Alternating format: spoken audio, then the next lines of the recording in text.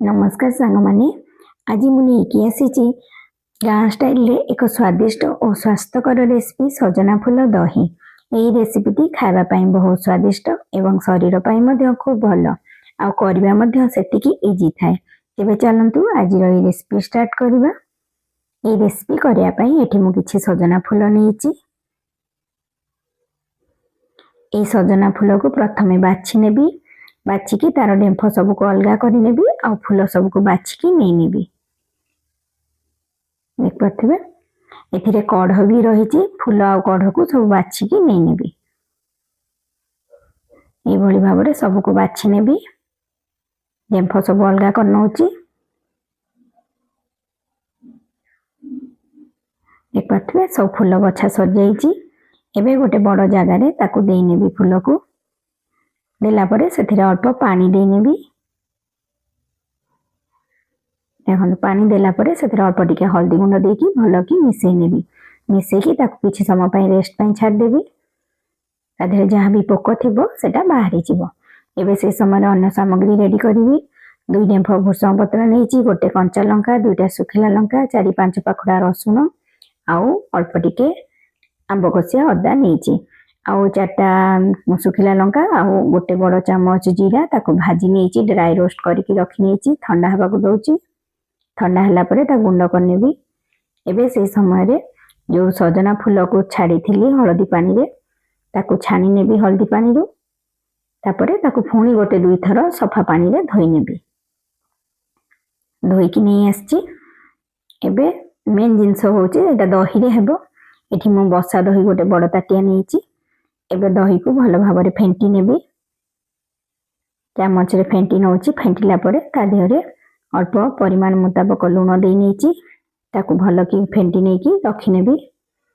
एबे फूल को गोटे कड़ाई गरम करची। कड़ाई गरम हैला परे गोटे छोट चामच सोरिष तेल देची। तेल गरम हैला परे सेथिरे से फूल को दे नेची। देला परे ता देहरे हळदी गुंड टिके आ परिमाण मुताबक लूण देकी ताकू एबे भल भाव में गोळी नेबी। आउ कभर करिकी मीडियम फ्लेम रे ताकू सिझिबा पई देबी। एटा बहुत नरम फूलटा बहुत जल्दी हे जिवो। से समय रे जो रखिथिली जीरा लंका भाजिकी ठंडा हे जाइची ताकू गुंड कर नौची। देख पाथवे गुंड हे जाइची। आउ जो रसुण रखची ताकू भी छेची नेबी। आउ आंब कसिया अदा को भी छेची नेबी। भुसंग पत्र को अलगा कर नेची डेम्फरू। रसुण को छेची नेबी।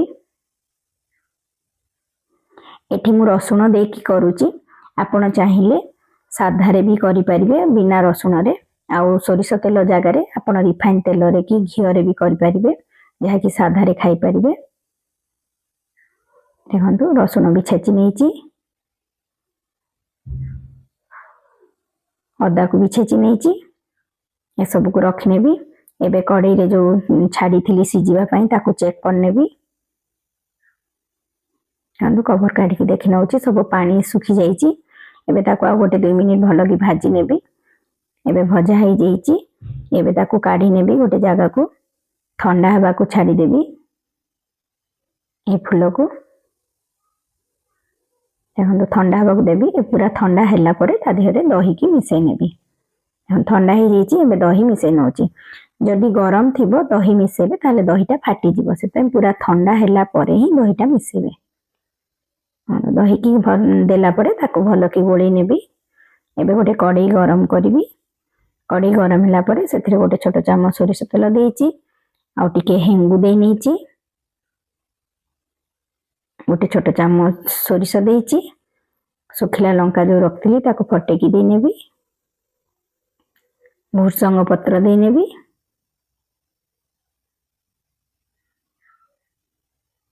आ जो छेची की रखी अदा और रसुण को दे नेबी। एबे ताकू कंचा लंका को भी काटिकी दे नेची स्टेज रे। एबे ताकू भल भाव में लाल करिकी भाजी नेबी। भाजिला परे ए छुंकटा को से दही आ सजना फूल जो मिसे की रखची ता देहरे दे नेबी। देखंतो देला परे ता देहरे जो लंका जीरा गुंड करिकी रखीची तापरे ता देहरु भी गोटे 2 चम्मच दे नेबी।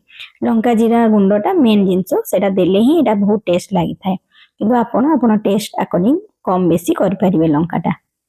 ଦେଖନ୍ତୁ ଏବେ ପୁରା ରେଡି ହେଇଯାଇଛି ଆମର ସ୍ୱାଦିଷ୍ଟ ସଜନା ଫୁଲ ଦହି। ଏହାକୁ ଗରମ ଭାତ କିମ୍ବା ପଖାଳ ଭାତ ସହ ଖାଇବେ, ସ୍ୱାଦ ପୁରା ଦ୍ୱିଗୁଣା ହେଇଯିବ। ଯଦି ଆପଣଙ୍କୁ ଏହି ରେସିପି ଭଲ ଲାଗିଥାଏ ପ୍ଲିଜ ଭିଡ଼ିଓକୁ ଲାଇକ୍ ସେୟାର କରିବେ ଆଉ କମେଣ୍ଟରେ ଲେଖିବେ ଭିଡ଼ିଓ କେମିତି ଲାଗିଲା। ଆଉ ଚ୍ୟାନେଲରେ ନୂଆ ଥିଲେ ପ୍ଲିଜ ଚ୍ୟାନେଲକୁ ସବସ୍କ୍ରାଇବ କରିବା ପାଇଁ ଭୁଲିବେନି। ପୁଣି ଆସିବି ଏକ ନୂଆ ରେସିପି ସହିତ। ରହିଲି, ନମସ୍କାର।